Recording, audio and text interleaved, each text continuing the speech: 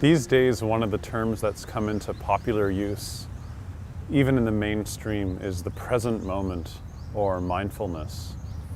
And I think there is so much misunderstanding about these terms. A lot of people think that if I'm in the present moment, then I have to be right here, centered, or completely still. And the term is derived from this notion of mindfulness, which comes from the early teachings of the Buddha, and you also find in the yoga tradition.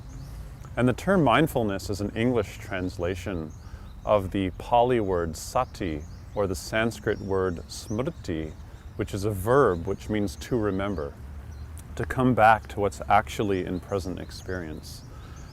Mindfulness, or being mindful, is quite a good translation of this verb, to remember what's important, to remember what's on our path.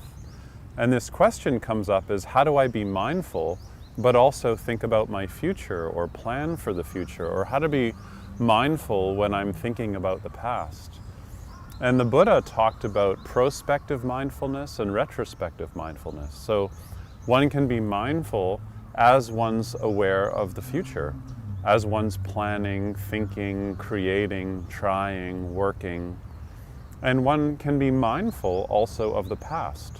So this is really important because sometimes we think about our past and we think about the past as something that truly existed once.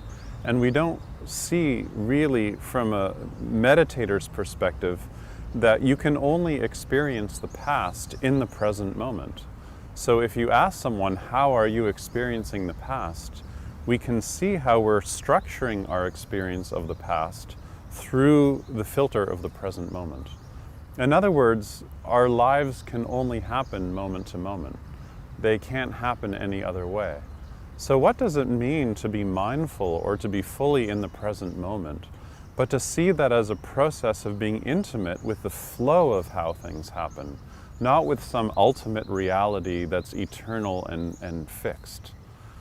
So mindfulness really has to do with activity, with walking, with talking, with eating, with engaging in conversation or what have you. Mindfulness includes everything. It's about being present with what's actually going on, but not in a stiff or a fixed way.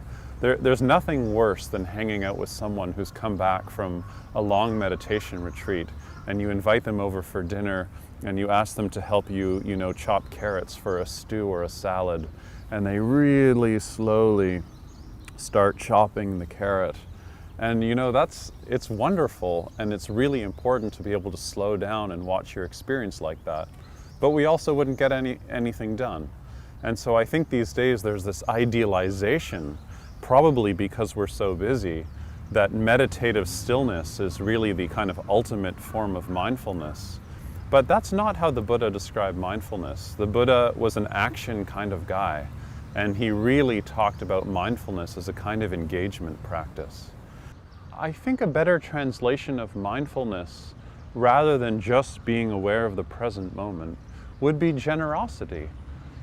The street level of mindfulness, or what it looks like in people's lives really devoted to practice, is the blossoming, the cultivation, the flourishing of generosity, a generous spirit. When we're less concerned with ourselves, when we're really in an embodied way involved in what's actually happening in present experience, the fact is we are more generous.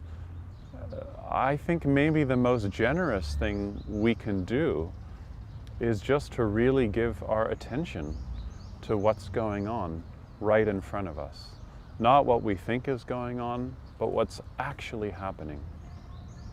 So I encourage people when they're defining mindfulness not to get caught up just in this idea of fixed, still concentration, which I think is a really important thing to learn. We all need to learn it. But a kind of relaxed awareness and movement with what's going on in present experience, which is great to do when you're in the kitchen and when you're walking and when you're in urban environments. And this is something our culture really needs right now. How to be intimate with one another how to really give people our face, how to really give people our attention, how to listen deeply. This is the practice of mindfulness.